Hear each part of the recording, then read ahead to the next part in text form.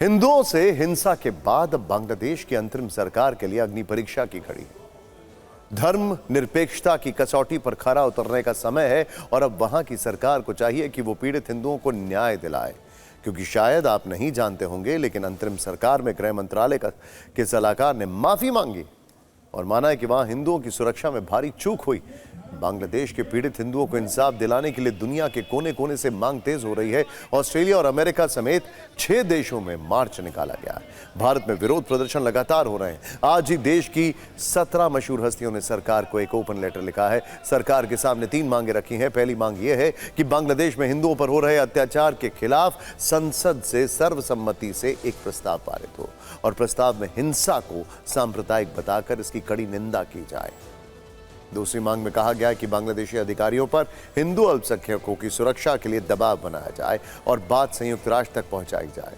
तीसरी मांग यह है कि बांग्लादेश में हिंदुओं के लिए मानवीय सहायता और शरण के लिए समुचित व्यवस्था की जाए। सोचने वाली बात, सोचिए जरा, भारत सरकार बांग्लादेश में हिंदुओं की सुरक्षा के लिए हर लेवल पर प्रयास कर रही है। बांग्लादेश में मोहम्मद यूनुस की सरकार बनते ही पीएम मोदी ने बधाई संदेश के साथ हिंदुओं की सुरक्षा की सीख भी दी।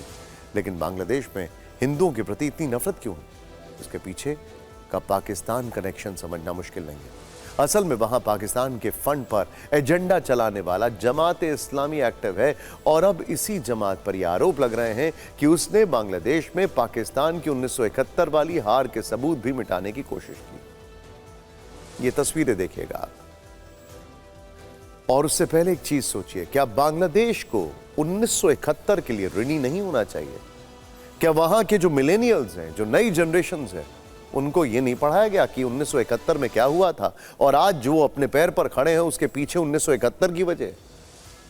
अपनी टीवी स्क्रीन पर ये जो खास तस्वीरें आप उसको देखिए, इसका सीधा कनेक्शन 1971 के ऐतिहासिक युद्ध के साथ है। ये 1971 का शहीद स्मारक है।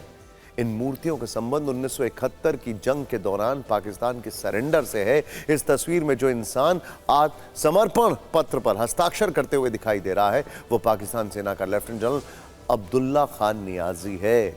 1971 की जंग के समय यह व्यक्ति पूर्वी पाकिस्तान का कमांडर था। इन मूर्तियों में नियाजी को भारत के पूर्वी कमान के लेफ्टिनेंट जनरल जगजीत सिंह अरोड़ा के सामने सरेंडर करते देखा जा सकता है।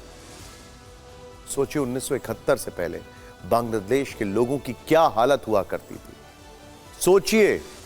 और आज वही बांग्लादेश पाकिस्तान को बहुत पीछे छोड़ चुका है। उसके बावजूद आगे की कहानी देखिए। अब इस घटना के दूसरे विश्व युद्ध के बाद का सबसे बड़ा सरेंडर माना जाता है। इसमें पाकिस्तान की शिकस्त छिपी है और इस हार की याद मिटाने के लिए पाकिस्तान प्रेमियों ने बांग्लादेश में मूर्तियां तोड़ दी। हैरानी है कि कुछ लोग ये सोचते हैं कि मूर्तियां मिटाने से इतिहास मिट जाएगा, दुनिया 93,000 पाकिस्तानी सैनिकों का सरेंडर भूल जाएगी, जबकि पूरे विश्व को पता है कि 16 दिसंबर 1971 के दिन पाकिस्तान के 2 टुकड़े करके भारतीय सेना ने इतिहास तो छोड़िए पाकिस्तान का भूगोल बदल दिया था। सोचिए जरा। अब आपको भारत बांग्लादेश बॉर्डर की तस्वीर दिखाते हैं, जहां बड़ी संख्या में बांग्लादेशी हिंदू आए हुए हैं। वो किसी भी सूरत में भारत में दाखिल होना चाहते हैं। वो किसी भी सूरत में बांग्लादेश के कट्टरपंथियों से जान बचाना चाहते हैं। इस तस्वीर को देखिए और समझिए कि भारत के जवानों के लिए कैसे धर्म संकट वाली स्थिति बनी हुई है। बीएसएफ के जवान हिंदुओं से विनती कर रहे हैं, उनसे वापस लौटने की अपील कर रहे हैं। यह पूरा वीडियो 81 सेकंड का है। बॉर्डर पर बांग्लादेश हिंदू कैसे जवानों के लिए चुनौती बने हुए हैं, इसके सबूत इस वीडियो में देखिए। हम आपको बता दें कि यह वीडियो 9 अगस्त का है, लेकिन उसकी डिटेल आज सामने आई। আমাদের তরফ থেকে আমি রিকোয়েস্ট করতেছি, আমাদের সাহেব রিকোয়েস্ট করতেছে, আর আপনারা তো বুঝতে পারছেন যে আমরা আমাদের তরফ থেকে রিকোয়েস্ট করতেছি, হ্যাঁ আপনারা চলে যান। সেটা আজকেই তো 1 ঘন্টা বা 2 ঘন্টার মধ্যে সমস্যার সমাধান হতে পারে না, পারে কি? তাহলে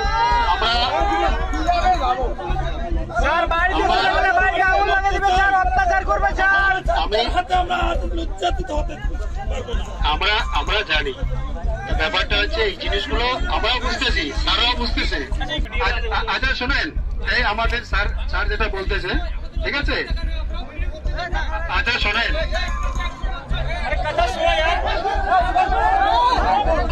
इंडिया से न्यूज करेगा तो बांग्लादेश में न्यूज नहीं करेगा। আচ্ছা শোনেন, যেটা হচ্ছে আমাদের স্যারদের সঙ্গে আপনাদের যে স্যার আছে তাদের আলোচনা হয়েছে, যেটা স্যার আমি এখন বললেন আর কি, ঠিক আছে। আর আপনাদের যে সমস্যা ওনারা শুনবেন এবং ওরা ওখান থেকে যে মেসেজটা দিয়েছে মানে খবরটা দিয়েছে সেটা আপনাদের যেতে বললো এবং আপনাদের যে আছেন যে দায়িত্ববান লোক আছেন ব্যক্তি আছেন তাদের সঙ্গে আলোচনা করবেন। वैसे बांग्लादेश में हिंदुओं के लिए पलायन वाली ये स्थिति नई नहीं है। 1975 से ऐसे भयानक हालात बनाए जाते रहे। इस बार तेजी इसलिए है क्योंकि वहां शेख हसीना की सरकार जा चुकी और पाकिस्तान की पसंद वाली सरकार आ चुकी है। लेकिन हमारी अगली खबर शेख हसीना के अमेरिका पर लगाए गए गंभीर आरोप से जुड़ी है।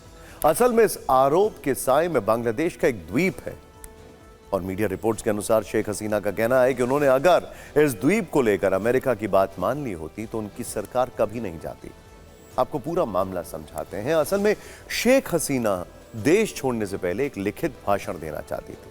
इस भाषण में उनकी तरफ से लिखा गया कि अगर मैं सेंट मार्टिन द्वीप अमेरिका को दे देती तो यह सब नहीं होता। कहा जा रहा है कि यही बात वो 5 अगस्त के दिन लोगों के सामने आकर कहना चाहती थी। इसी भाषण की कथित कॉपी सोशल मीडिया पर वायरल हो रही है, जिसके बाद सवाल तैरने लगे हैं कि क्या बांग्लादेश में तख्ता पलट के पीछे अमेरिका का हाथ है?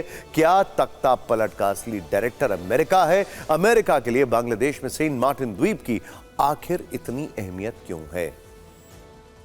भारतीय उपमहाद्वीप का यह हिस्सा हम आपको जूम करके दिखाते हैं। इसकी लोकेशन देखिए। इसे आप सेंट मार्टिन आइलैंड की भौगोलिक और रणनीतिक अहमियत समझ पाएंगे और आपको इस सवाल का जवाब मिलेगा कि आखिर अमेरिका यहां सैन्य बेस क्यों बनाना चाहता था। हम गूगल अर्थ की मदद से इस द्वीप की लोकेशन को समझने की कोशिश करते हैं। यह रणनीतिक रूप से बहुत महत्वपूर्ण है। यह बांग्लादेश, भारत, चीन, म्यांमार चारों के करीब है और मिलिट्री बेस के लिए बहुत जबरदस्त लोकेशन।